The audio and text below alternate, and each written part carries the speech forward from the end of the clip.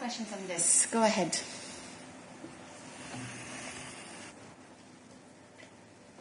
Thank you so much, Camille Gaze, for Politico. As a follow-up to Paola's question, I'm wondering if your sense of the delay, because we understood that the joint statement was imminent and now not much is happening, is your understanding that what's happening this week regarding Ukraine is delaying any progress when it comes to the trade talks?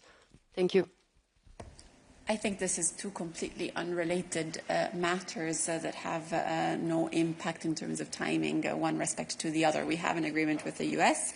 That agreement is taking effect in some of its parts. We have a joint statement that we're working on with our counterparts. Olof has told you where we are, and this is the reality. The talks on Ukraine are a different topic and have its own framework and timings. Jacob from remote, and then I return to Edith in the press room. Thanks, Olof. Similar question, but basically, is there, right now we're paying higher tariffs than before August 1st, right? But none of the lower tariffs have come into force. So the longer that happens, the more tariffs our exporters are paying. And for the US, is there any pressure from the EU side other than saying it's the ball's in their court? At what point, after a year, after a month, after 3 months, will we decide, okay, we need to do more than say the ball is in their court? Because the whole goal of this deal, right, of accepting the 15 rather than 10% tariffs was to have lower tariffs on cars specifically.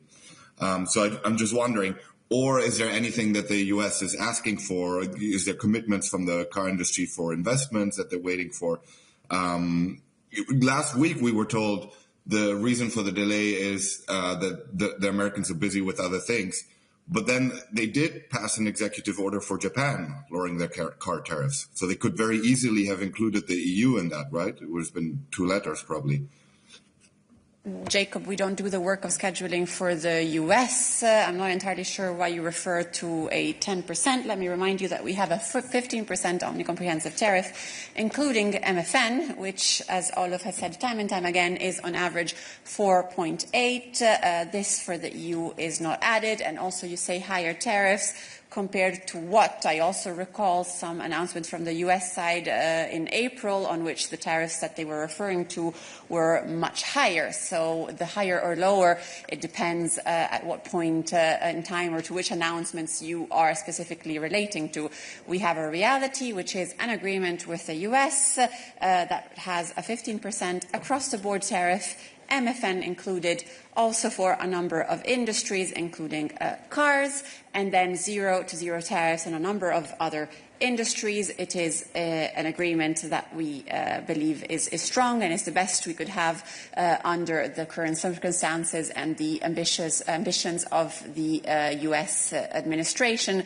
Of course, we expect the US to take the further steps that are part of this agreement, but I don't believe we are at a stage in which we can put a timeline to these engagements. We take the reality of today. This is where we are, and the rest is hypothetical. We count on the US taking the steps that are necessary on their side to fulfill these agreements. Olof, sorry. I have nothing to add to that. Beautiful, beautiful monologue, Ariana. Thank you. Sorry. Okay. Jacob, you have a follow-up. And then I had promised Edith. Yeah, what you said is completely wrong. It's not true that the tariffs were higher before. The tariffs were 10%, now they're 15%.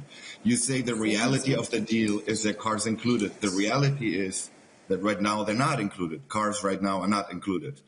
So I don't know what reality you're referring to. The reality I'm seeing, the EU is currently paying 27.5% on tariffs and has been for what, 14 days now? Jacob, what is the question apart from your considerations? The question is, you're saying that this deal is in force. The reality is the deal is not in force. So what will the EU do for the deal, with the key component of the deal being the cars, to come into force? Is there at any moment any leverage that the EU has other than saying the ball is in the US's court? Thanks for your follow-up question, Jakob. We have nothing on substance to add. We have been very clear time and time again that the US has made a political commitment. You're talking specifically about cars, The commitment from the US is that the 15% across-the-board tariff will capture cars. We don't know precisely when that will happen. We know that it will happen. And I would also just point out that you said that, that these tariffs are being paid by EU exporters. No, they are not. They are being paid by US consumers. Ultimately, that's who picks up the bill. We've been very clear from the get-go in this saga involving tariffs that we believe tariffs are taxes, that they don't do any good, they harm the global economy, they put additional pressure on both sides of the Atlantic. That remains our view. Nonetheless, we have worked extremely hard to try and extract the best possible outcomes for the European Union in this very challenging scenario. And I remind you as well that in parallel to the work we've been doing to make the best of this challenging scenario, we are signing trade deals with partners around the world which will improve our competitiveness, open up new export opportunities and give us substantial ways to offset any damage that such tariffs may do. Second of all, we are taking strong action to remove the barriers within our own internal market. And the clear evidence, the clear economic evidence shows that if we were to remove those tariffs that prevent the single market from being all it can be in terms of trade, in terms of financial services, in terms of freedom of movement, workers, etc., that it would vastly outstrip any loss to our economy from potential tariffs now or in the future. So all that work is happening. It will continue to happen. We look forward to the US implementing its political commitment, and we will take the work from there. We have about 15 minutes left together. I have a number of hands raised from remote and in the press room. Jacob, it's the third question you're asking. I would ask you to keep it very short, and then after this one, I will ask you to pick it up bilaterally with Olaf, because I think it's fair for colleagues to be given the floor as well. Jacob. Sure. Basically, are you saying this deal is good even if the US does not fulfill the part of the 27.5% on cars going down to 15%? Because US consumers are paying the tariffs anyway, so this deal is good for the EU also if the US does not deliver on the cars? Thanks for your last question, Jakob. At no point have I said that this is a good deal, quote unquote, for the EU. What we have said repeatedly from here, what our President has said, what our Trade Commissioner has said, is that if you look at the current global trade picture, if you look at the various deals that the US has signed with trade partners around the world, if you look at the commitments that the US has made on top of the executive order that has already been implemented, we feel strongly that we have succeeded in giving the European Union the best possible position in terms of competitiveness, in terms of continued trade, in terms of allowing our exporters to do what they do best. So yes, we look forward to the US implementing their final commitments, and in the meantime, I repeat, the work we are doing to strengthen our network of global trade partners and the work we are doing to remove all possible barriers within our own internal market gives us a strong position to remain competitive and to remain agile in strengthening our economy going forward. Other questions on this? Edith, I had promised you the floor. Thanks very much. Edith Hancock with Dow Jones. Just to follow up on Jacob's question as well, and also I just wanted to pick up on some of your wording, Olaf, earlier. You said that you're waiting for the Commission is waiting for the US to follow through on its political commitments.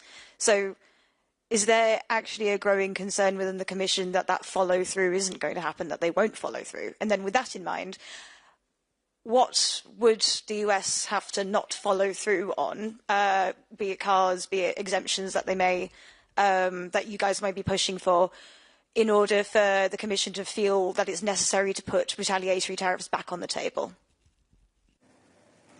Thanks for your questions, Edith, but really we're going way too far into the realm of hypothetical scenarios here.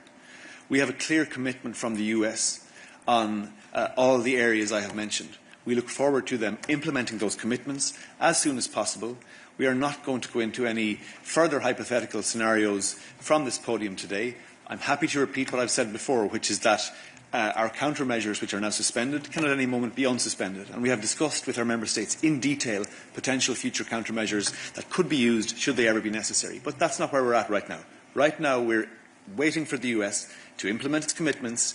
We're working with them to finalise the joint statement, and we are close to doing so. We just need to get the final details organised. And when we have that work done, we'll look at the picture then and take it from there.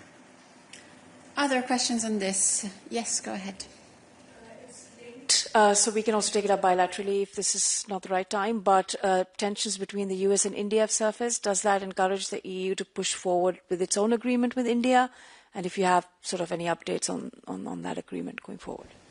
Thank you, but we have to be very strictly, there's a lot of conflating going on here today, dear friends. So let's just try and separate all the issues and look at them for what they are. So we're not going to comment on tensions or otherwise between third countries. When it comes to the ongoing talks between the EU and India to try and finalise a trade agreement before the end of the year, yes, that work continues. This would be an enormous breakthrough in terms of the two largest democracies in the world having in place a structured agreement from which to build trade, investment, cooperate across a range of other areas, technology and so on. So the goal remains to get that done before the end of the year. That's a very ambitious timeline. If you look back at the frequency of the meetings between political principals in recent months, you'll see that, this work is people are taking this seriously because the political commitment is there from the top level.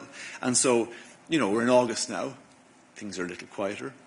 But, from September onwards, you will see that this will ramp up to the same frequency again with the same end goal in mind. So that's all I can say for now. We look forward to that work continuing, and we are ambitious in our hopes that we can get something done before the year is out.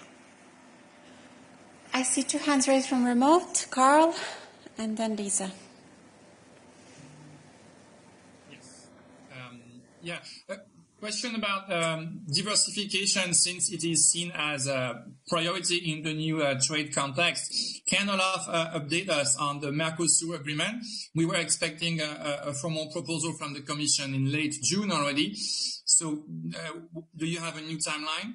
And could the Commission make this proposal in August when things are more quiet, as you said, or do you think it will be later in the fall? Carl, actually, this is a question that we answered last week. I don't know if Olaf wants to give the gist of it again, but otherwise, since we really have 5 minutes left together, I would ask you to check what Olaf had said on Thursday, I believe, on this matter. Lisa. Thank you very much again. Olaf, I had one question for you on the US side, but I think you've answered it. I was going to ask, has the actual joint statement been finalised or not yet? I was just looking for the status of that, but you've just said you're working with them to finalise the joint statement. But I was also going to ask about China and wondering if anybody in the EU has opened some work monitoring the continuing surge in exports from China. I noticed yesterday in China that the government there is talking about how the EU is under pressure and the tariffs that the US has imposed, which are 30%, are having an impact on its economy, and they were talking about an increased diversification of trade to the EU. Have you anything to say on that? Thanks.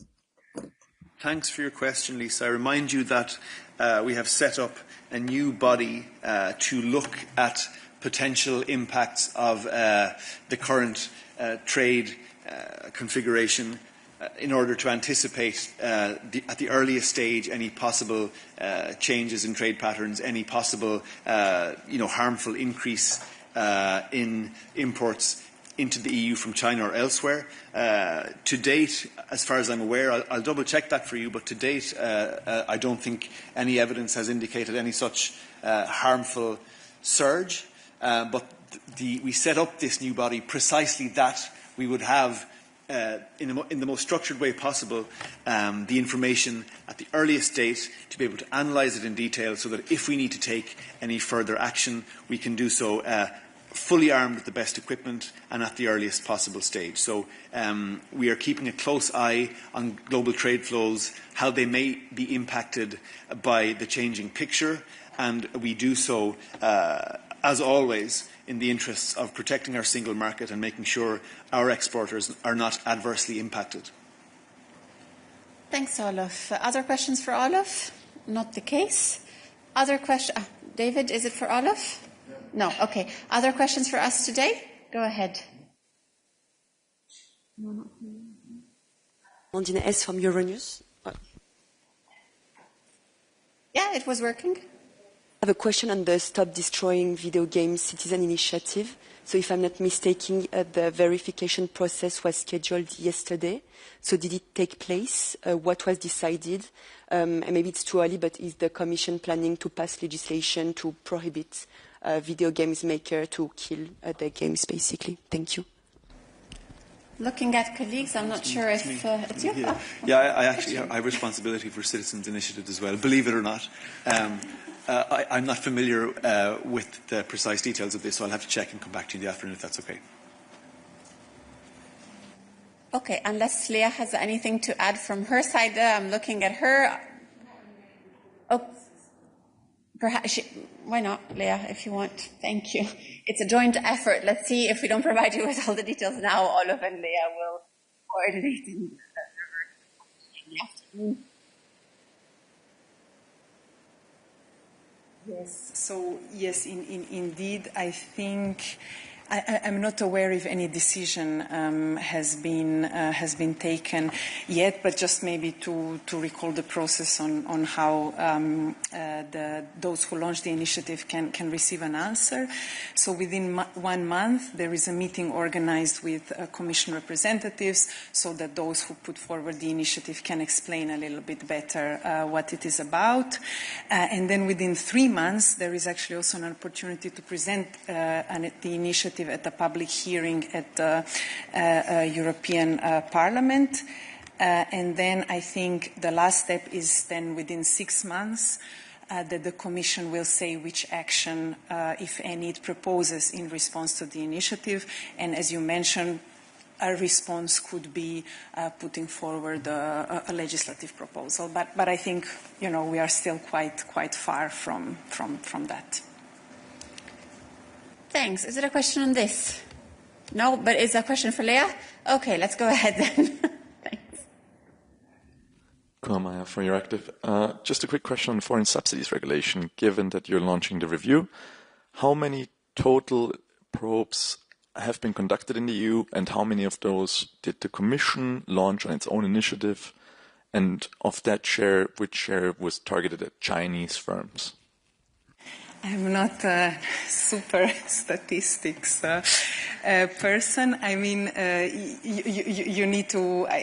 So we have a part on mergers, I think, where we have quite a large number of notifications that have been. I mean, I remember we had, I think, 1 or 2 cases where we went in phase 2, but these were then approved after commitments. I think we have a couple of cases on initiative cases, but none of these cases are yet in kind of a full in-depth probe, so they are still in this preliminary review where we are able to send questions to the companies. And then we also had a few cases on the public procurement side where we opened an in-depth probe, but then the companies decided to withdraw the tenders. All this to say that I can come back to you more specifically on the thing, really with the numbers. You have a follow-up. Go ahead. Was the foreign subsidy regulation brought up at the recent EU-China summit? That I would not know. I don't know. I'm not aware of this topic being raised specifically. I think the outcomes of the summit have been commented with statements. I believe the foreign subsidies regulation is a piece of legislation that the EU is implementing all its international partners equally, and we are of various pieces we have going or in the past years since it was adopted on China specifically. I think we don't have a years plan. Other questions for Leah? not the case. Thank you. Other questions for us today? David, last one. We are at the close of the 1 hour. Thank you for your indulgence. David Price, Your Democracy. The European Media Freedom Act came into force a couple of days ago, and I welcome it as has its aim to protect journalists and their sources, and specifically independent journalists. I'm wondering, as there is a case in Belgium of an independent journalist being graded by the Belgian police, and the authorities not giving the warrant for this, the computers and everything else have been taken for a month and a half now, and I'm wondering how this particular act can help him to recover his independence as a journalist and his equipment as well. Can you help in any way? Thank you, David. I think indeed the European Media Freedom Act is a very important piece of legislation. It has entered into force, as you were correctly recalling, on Friday. The President herself has welcomed this important milestone. She has said a free and independent press is an essential pillar of our democracy. With our European Media Freedom Act, its protections, journalists continue their crucial work and safety without interference or intimidation. The Media Freedom Act is to provide a framework. I'm afraid that as it's on the specific case you're referring to in this press room, we will not be able to enter into the specifics of it. It is a matter for the national authorities. We can never enter into the specifics of cases, but if my so otherwise, I believe it's just framework. David, I'm afraid it is 1 hour. It was the last question. I understand it's very case. As I said, we're not in Thanks a lot to everyone for having participated. Interpreters, colleagues, we will be back on Thursday for our next press briefing. Goodbye.